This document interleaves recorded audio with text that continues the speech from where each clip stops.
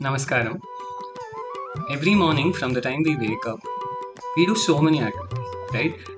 Depending on what stage of life we are in, whether we're a student or a working professional, we do so many activities every single day. But have you ever stopped to think about why we actually do it? If you ask someone, what are you doing tomorrow, what are your plans for today, they'll probably give you a big list of things that they're going to do. But if you ask them, why are you doing this? A lot of people will have a blank expression. So why do we really do the things that we do?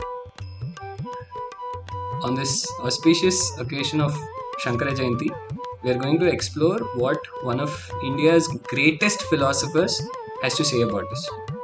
So Acharya Jagadguru Sri Shankaracharya says, we do things for two reasons. It is to seek pleasure or happiness, and it is to escape from suffering or pain. These are the only two motivating factors that we have to do anything. And this is not just specific to us human beings. He says all living beings are like this. The specific example he gives in one of his commentaries is, if you show a bunch of grass to a cow, it will come running towards you because it wants to eat the grass. But if you show a stick to the same cow, it will run away from you. So what does even that cow know? Where there is happiness, it has to seek that happiness, and where there is a possibility of pain, it has to run away from that possibility of pain. So not just human beings, all living beings operate like this. We move towards what gives us comfort or happiness, and we move away from what gives us pain or suffering. But eventually what happens is that we start feeling like no matter where we look for it, only temporary happiness is available. We get some temporary happiness by watching a movie, a little bit of happiness by eating our favorite meal, a little bit of happiness by speaking to a friend, but none of it remains permanently. Something else comes and takes its place. For some time we're happy, again something goes wrong and we become sad. Again we're happy, again we become sad. There is a lot of fluctuation like this, but we're not able to be happy always. And in this pursuit of happiness, we actually end up undergoing a lot of negative emotions. Acharya gives a very beautiful example. He says, there's a person who has a very, very valuable necklace. It's a very costly necklace and it's also been gifted to them by someone.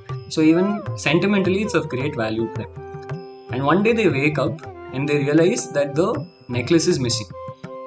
So now they start looking for this necklace because this necklace, which means so much to them, it's such a valuable thing. Now they're not able to find it. So they start frantically looking for it everywhere, and there's all negative emotions. There is fear that the necklace is lost. There's a guilt that, I was not careful enough with something so valuable.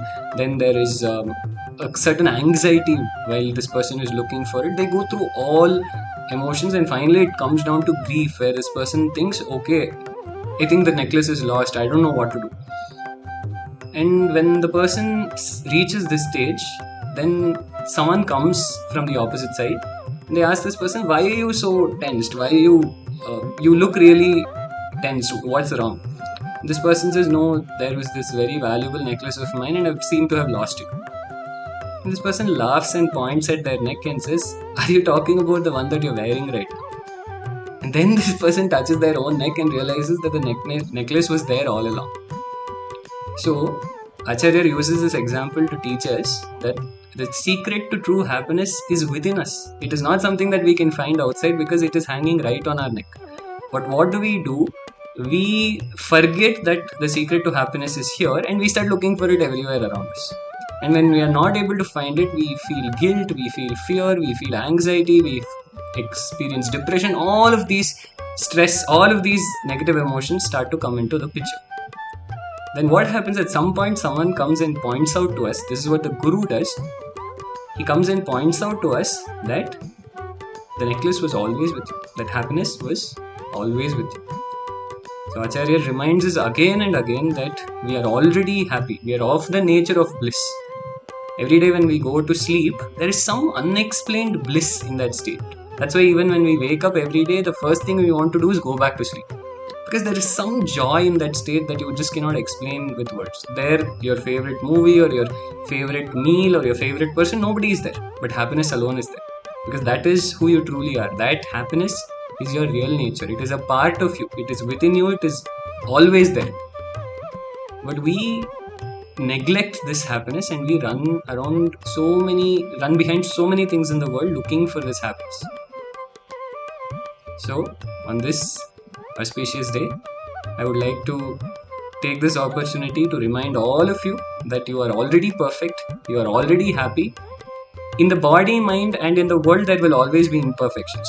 Nobody can change that. That is the nature of the body. This body is born, it will grow up, then it will grow old, and it will die. There is nothing you can do about it. In the world, good and bad will always be there. There is nothing you can do about it. But within you, there is a source of happiness that nobody can touch. And there, you are always perfect, you are always happy, and you are always in a state of eternal bliss. And I hope and pray that every single person realizes this and gets to experience that ultimate bliss which is within themselves. Namaskar.